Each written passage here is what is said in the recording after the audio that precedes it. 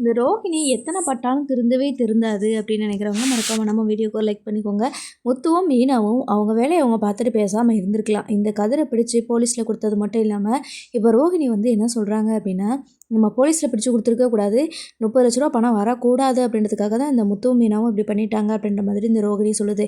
அதுக்கு நல்லதும் பண்ணக்கூடாது, கெட்டதும் பண்ணக்கூடாது. எனக்கு தெரிஞ்சு முத்துவும் மீனாவும் அவங்க வேலையை மட்டும் அவங்க பார்த்துருக்கிறதே நல்லது தான். இந்த ரோஹிணி என்ன சொல்லிட்டாங்கன்னா, பணம் வந்து நம்ம வேறு ரூட்டில் பிடிச்சிருந்தோம் அப்படின்னா, நம்ம கேட்குற விதத்தில் கேட்டிருந்தோம் அவன் பணத்தை எல்லாத்தையும் கொடுத்துருப்பான் அப்படின்ற மாதிரி சொல்கிறாங்க. அதுக்கு வீட்டில் இருக்கவங்க எல்லாருமே, ஒரு அக்யூஸ் மாட்டியிருக்கான் அப்படின்னா அவனை வந்து போலீஸில் ஹேண்ட் ஓவர் பண்ணுறது தான் சரியான விஷயம்.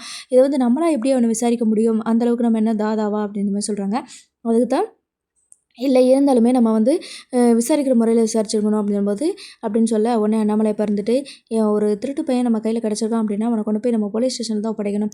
அவங்க கண்டிப்பாக நம்மளோட பணத்தை வந்து வாங்கி கொடுத்துருவாங்க. நம்மளே அப்படி வந்து அவனை எப்படி மிரட்டுறது அப்படின்ற மாதிரி சொல்கிறாங்க.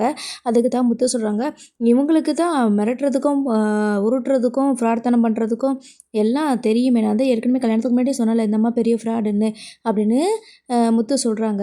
ரோகிணி வந்துட்டு தேவையில்லாத பேச்செல்லாம் பேசிட்டு இருக்காதீங்க, எங்களுக்கு பணம் கிடைக்கக்கூடாது அப்படின்றதுக்காக தான் நீங்கள் இப்படி பண்ணியிருக்கீங்க அப்படின்ற மாதிரி மறுபடியும் அதையே சொல்லிகிட்டே இருக்கிறாங்க.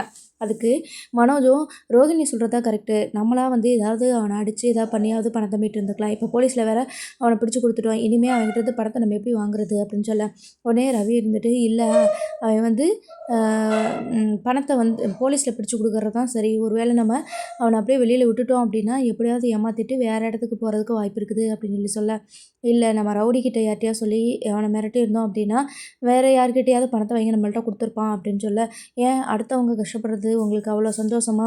இதே மாதிரி தானே நம்மளை பணத்தை இழந்துட்டு எப்படி நம்ம அவனை தேடி தெரிஞ்சோம், அதே மாதிரி தானே இன்னொருத்தவங்களும் பணத்தை இழக்கிறதுக்கு நேரிடும். அதனால் நீ இப்படி பண்ணுறதெல்லாம் ரொம்ப தப்பு அப்படின்னு சொல்லிட்டு மீனாவும் அட்வைஸ் பண்ணுறாங்க. ஸோ மாற்றி மாற்றி இந்த மாதிரி பேசிகிட்டு இருக்கிறாங்க. ஆக மொத்தத்தில் கதிர்கிட்டேருந்து பணம் வர மாதிரி தெரியல. ரோகிணி என்ன பண்ணுறாங்கன்னா சிட்டிக்கிட்ட சொல்கிறாங்க, அந்த ஆள் வந்து போலீஸ் ஸ்டேஷனில் தான் இருக்கிறான், அவங்ககிட்டருந்து எப்படியாவது நம்ம பணத்தை 30 லட்ச ரூபா வாங்கணும். அப்படி வாங்கிட்டோம் அப்படின்னா நீ சொல்கிற வேலை எல்லாத்தையும் நான் செஞ்சு கொடுக்குறேன் உனக்கு அப்படின்ற மாதிரி சொல்கிறாங்க.